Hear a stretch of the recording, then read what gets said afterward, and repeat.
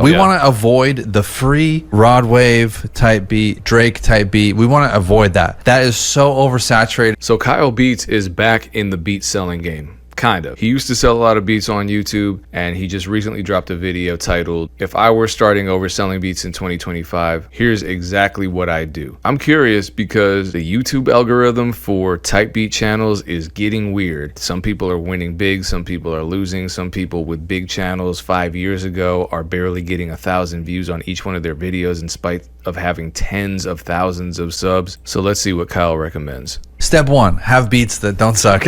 Honestly, yeah. A lot of people think everything's about marketing. You hear a lot of producers talk about how marketing forces trash beats down people's throats. People have that theory about music in general, that as long as a label spends a bunch of money on a song, that it's going to automatically be a hit. I worked in radio for a long time. Trust me, labels were spending lots of money on songs that never became hits. And with beats, there's no accounting for taste. Beauty's in the eye of the beholder. When I've uploaded beats that I didn't particularly think were great, other people love them. Beats that I think are great oftentimes don't sell very well. I always tell this to people: release a lot of beats and see what people enjoy, and then the beats that get a lot of positive feedback, that start selling organically, the ones that get a ton of views, then if you are going to spend money on any sort of advertisements, choose those beats because people have chosen them. And if those beats are getting a lot of engagement organically without you spending a cent on marketing them, well, they're probably going to do better once you start spending money on them. The first thing I would try would be long videos with creative titles. I have two examples right here.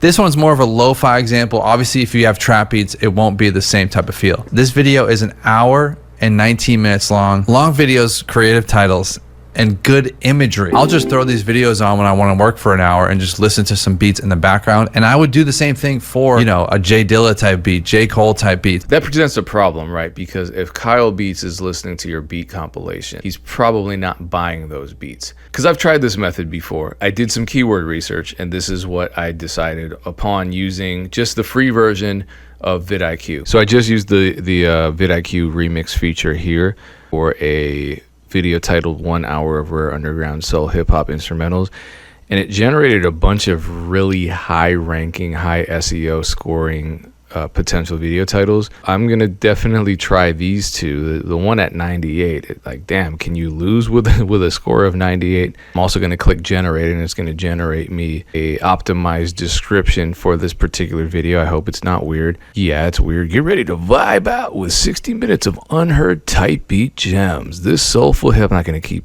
this up, but yeah, that's what it sounds like to me. But it gives me everything. It gives me the tags. So I'm just gonna try this out and see what happens. So let's see how that beat compilation video actually performed on my channel.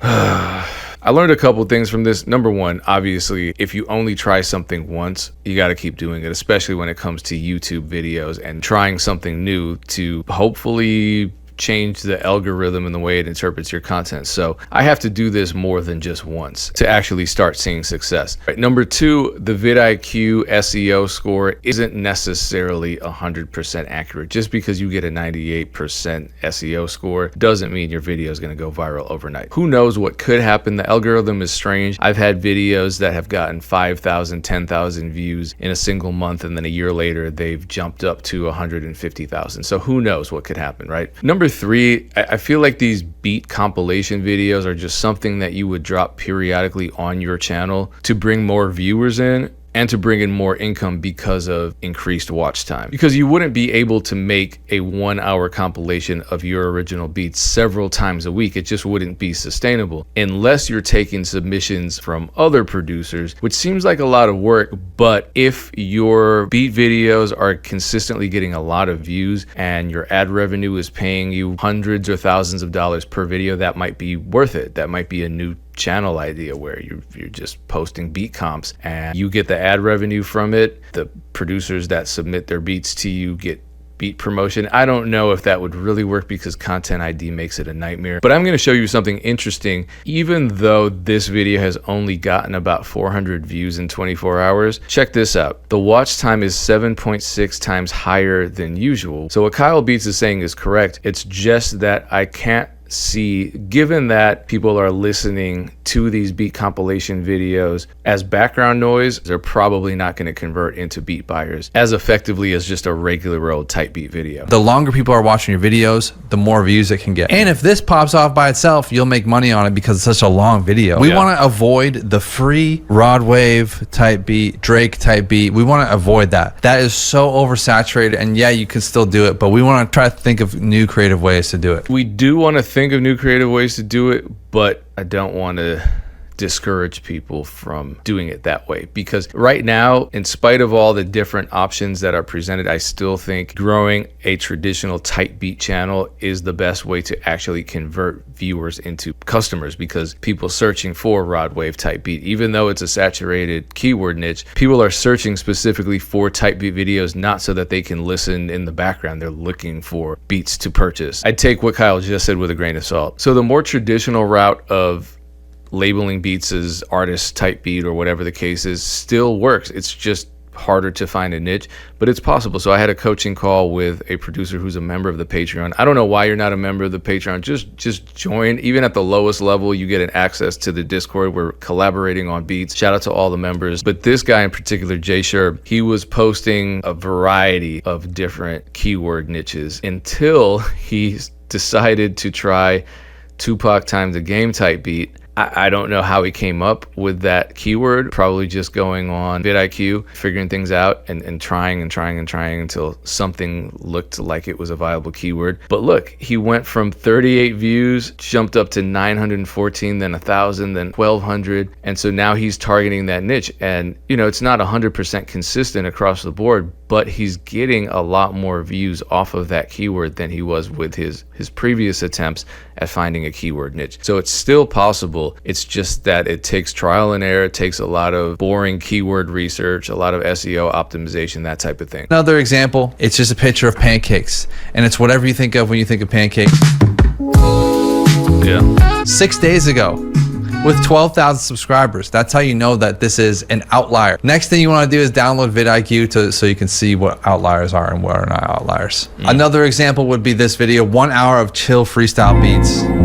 Isaiah Rashad, Mick Jennings, Kendrick Lamar. 1,000 subscribers and 10,000 views 4 months ago.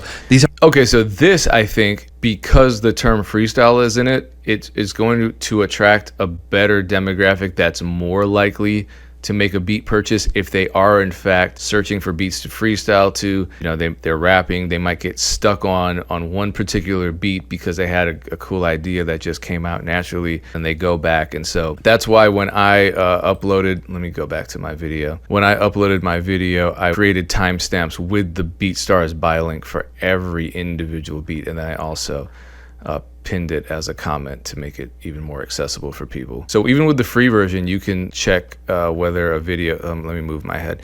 You can check whether a video is an outlier or not. Mine isn't. people who want to sit and listen to beats, and maybe they're not all going to buy it, but what comes with views, more attention, so that the next video you drop will get more views, etc. Okay, that's a good point. There's another type of beat video too that I want to talk about. Hold on, let me grab the link. Have you seen these beat videos? And now this is an outlier. Look at this, 100 times. This is a huge outlier. I put a drill beat over Hello by Adele. 7.6 million views. This person only has 25,000 subscribers. Let's see how the rest of their videos are doing, because having a video that viral is pretty crazy. That's intense. And now they've tried it a couple times. It hasn't worked for everything, but every now and then it does work. It does get some pretty high views comparatively when we're looking at their subscriber count, but it looks like they're not selling beats. They're maybe a sound designer. Yeah, they're selling samples. So I think this channel could probably do a better job at optimizing their videos. I think that further proves Kyle's point. So that's one more idea. Remixes, especially weird remixes like Drill meets Adele. The second thing I would try would be creative titles with the screen recording of your beat. This is essentially the same as posting a beat, but when they get to the video, it just has a different feel of it. This is going to give you longer engagement. It's also going to feel more of a connection to you and the artist that's watching this. This video is literally called Drake Beats in 2010 Be Like. I think you don't even need this cover either. You can literally have the thumbnail literally be FL Studio. Literally. People will know what you're talking about. I'm just going to play you a beat on FL Studio. They're going to get to the page and watch it. So again, I wonder if this is more of a video whose purpose is to run up the views for ad revenue and to make subsequent videos more successful, because I feel like this kind of video appeals more to producers. I don't know. Leave a comment. I really have no idea. When it comes to creating content that performs well and that is engaging, Kyle Beats knows what he's talking about. I am curious to know what the results are. Are people who are creating videos like these optimizing them to sell beats? Let's find the original video. So I guess this is a whole thing. This doesn't look like maybe that is it. I don't know. There's nothing here that they're selling. What are they doing to monetize? It kind of looks like nothing. So what would happen if a producer who had a really great beat selling strategy and they've systematized everything and they're optimizing their videos, not only just to get a bunch of views, but for the purpose of some kind of call to action, like buy this beat, buy this sample pack? What are they doing? Who are they targeting? Who's actually making purchases? Is it more rappers looking for beats who are seeking out these videos, or is it more producers, or is it just casual viewers who neither rap nor produce and are therefore not buying your products? Anybody who has experience with this, please leave a comment. I'm curious. This is going to be an ongoing part of my research, I guess, whatever you want to call it. Third thing I would try would be Instagram Reels with ManyChat automation. If you don't know what ManyChat is, ManyChat is like a bot that you can hook up. So when someone DMs you, when someone interacts with your page on Instagram specifically, aha, I bet you that's a referral code. Good job, Kyle. Well played. you can send them automatic messages, DMs, and stuff like that. So it's just like a way to automate. No, and this is okay. Producers who are a little more serious, and you can use ManyChat for free on a trial basis. I've done it and I loved it. It was amazing. When you see people on Instagram, Kavi does it all the time, where it'll be like comment fire for a link to my newest sound kit, that type of thing, and then you leave the comment and then you automatically get a DM from them. Great strategy, great tool.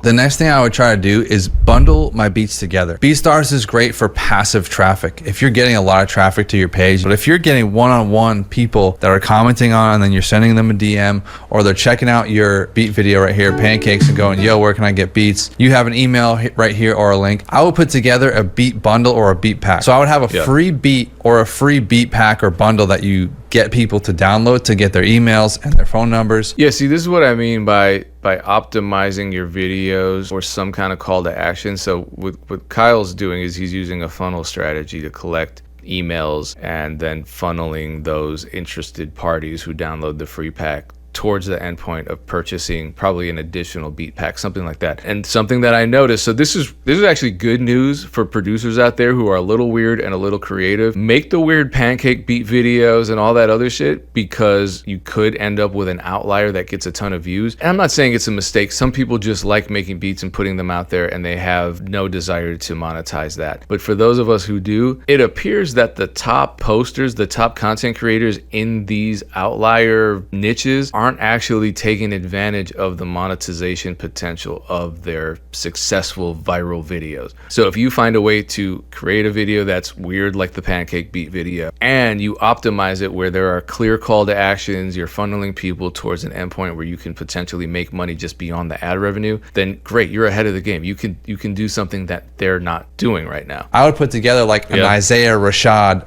beat bundle that's just an MP3 release. There's 30, 40, 50 beats in there for a cheaper price, like literally like 40, 50 bucks or something like that. So like I'm not going to read the comments. I know producers are mad at him for saying that. I'm not mad at him for saying that. I'm just saying I know a lot of people are probably mad in the comments at that. They're not going to use every beat. Like not every artist likes every beat. But you're ruining the internet. You're the Hitler of beats. Whatever they say. Like I sell beat packs periodically throughout the year, and people get so mad. It's other producers get so mad. Oh my god. Say they get 5 beats in there that they do like. They're going to get the whole bundle for 50 bucks, 5 beats, 10 bucks a beat, and they get the MP3 release. You're gonna sell a lot more this way.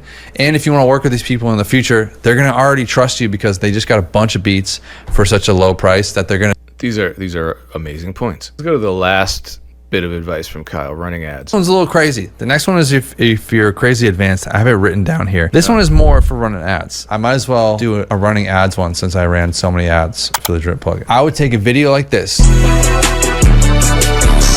Any kind of piece of content that's doing really well, run an ad to it and set up many. Oh yeah, like I said, if the content's doing well, yeah, I think a lot of producers make the mistake of just dumping a bunch of money in something new, like a new beat they just uploaded today. I'm going to dump $100 into that so it sells more, or I'm going to make a post and I'm going to boost that post instantly when I post it.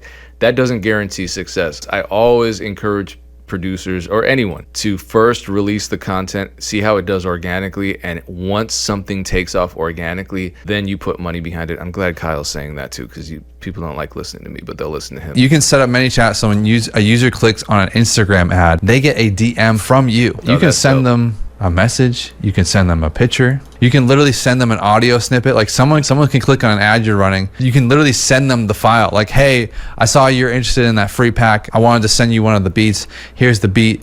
You can I didn't know ManyChat could do this, but now I feel like I'm just making Kyle a bunch of money by talking about his sponsor. Is it sponsored? Yeah, it's sponsored. So those were some ideas and hopefully some inspiration for you to think outside of the box when it comes to selling your beats and systematizing your beat selling strategies in business. It's not going to happen overnight. It's going to be a frustrating process, a lot of trial and error. But I'm glad that Kyle explained all of these different ideas that a lot of producers might not even be thinking about as possibilities to grow a beat channel, as possibilities to promote a pack of beats or an individual beat or sound design products like drum kits and sample packs, etc. Appreciate you watching. Hope to see you in the Discord. Much success to you. Peace.